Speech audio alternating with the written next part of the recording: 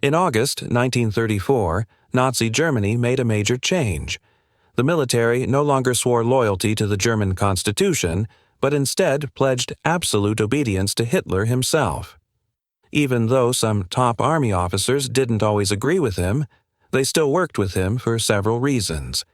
He was rebuilding Germany's military, reversing the restrictions imposed by the Treaty of Versailles. He also promised them a chance to fight their enemies, particularly in France and the Soviet Union. On top of that, many high-ranking generals were bribed with extra pay, land, and other rewards. When World War II began on September 1, 1939, and especially after the invasion of the Soviet Union in June 1941, the German military actively supported the Einsatzgruppen, Nazi death squads responsible for mass killings. These squads murdered between 1.5 and 2 million Jewish men, women, and children across Eastern Europe. But the atrocities didn't stop there. German soldiers also took part in the killing of disabled people, Roma communities, Eastern European civilians, and prisoners of war. One such officer involved in these events was General Anton Dostler. Anton Dostler was born on May 10, 1891, in Munich, which was then part of the German Empire. At 19, he joined the Bavarian Army as a cadet in June 1910 and was promoted to lieutenant 2 years later. When World War I began on July 28, 1914, he continued to rise in the ranks. By January 1916, he had reached the rank of first lieutenant, and in October 1918, he was promoted to captain.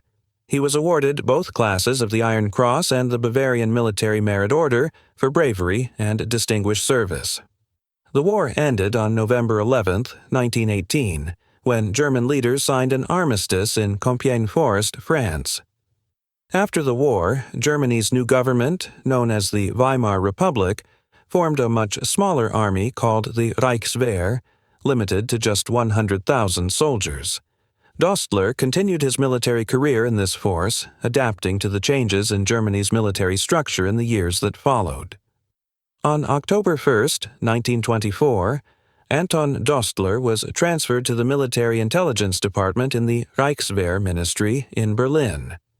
At the same time, he started studying at a local university. In 1932, he was promoted to major. A year later, in January 1933, Adolf Hitler and the Nazi Party came to power. By 1935, under Nazi racial laws, Jews were banned from joining the military, and those already serving were removed. In 1938, Hitler took full control of the German military, becoming its supreme commander.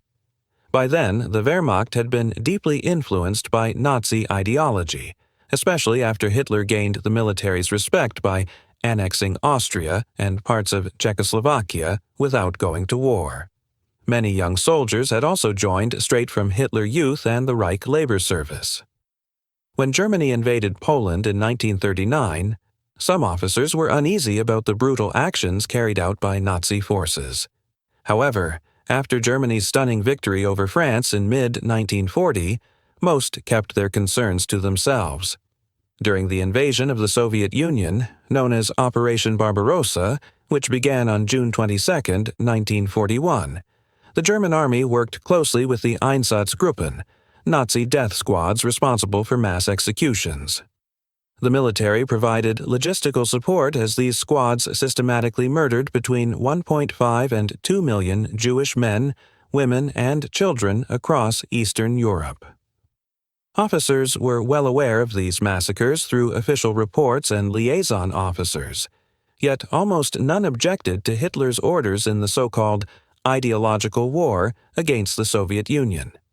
Before the invasion, the main complaint among Wehrmacht officers was not about the mass killings, but about delays in the campaign's timeline. When Germany and its allies attacked the Soviet Union, Anton Dostler commanded the 57th Infantry Division, which was part of Army Group South. His unit took part in the assault on Kiev. Army Group South was led by Walter von Reichenau, a devoted Nazi who closely cooperated with the SS Einsatzgruppen. Under his command, the German military played a role in the massacre at Babi Yar, where tens of thousands of Jews were executed in one of the war's largest mass killings. On September 29th to 30th, 1941, Nazi forces carried out a brutal massacre in the Babi Yar ravine, just outside Kiev. Under the command of Einsatzgruppe C, SS troops, German police, and their collaborators executed tens of thousands of Jewish residents. Over the course of 2 days, 33,771 people were murdered, making it one of the deadliest single-location massacres of World War II. Most of the victims were women, children, the elderly, and those who had been too sick or unable to escape earlier. Between June and December 1942, Anton Dostler led the 163rd Infantry Division, which fought alongside Finnish forces during the German invasion of the Soviet Union. While the division initially took part in Operation Barbarossa, it spent most of the war stationed in Finland. As the situation changed, German forces retreated from Finland to Norway in the autumn of 1944. Meanwhile, Dostler's career advanced, and on January 1, 1943, he was promoted to the rank of Generalleutnant, equivalent to a major general. He then took on various temporary assignments in military command. On September 8, 1943, Italy's leader, General Pietro Badoglio, announced his country's surrender to the Allied forces.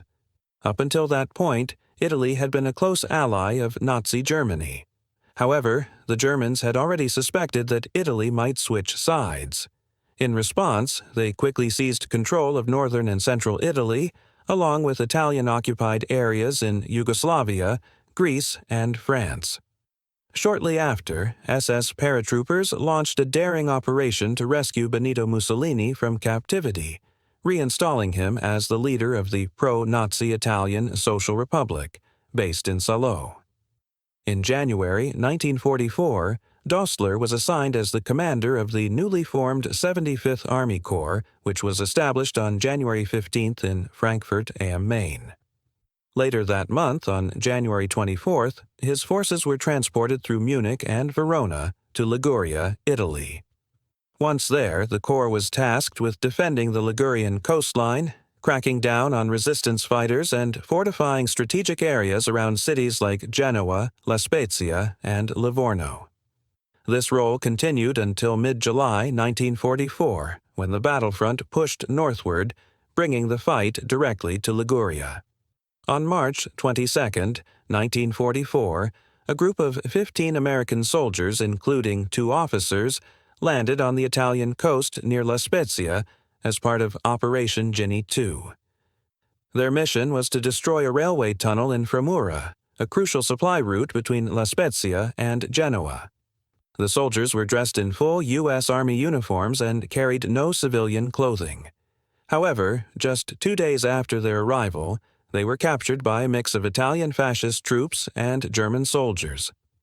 The captured men were taken to La Spezia and held near the headquarters of the 135th Fortress Brigade, led by German Colonel Kurt Almers.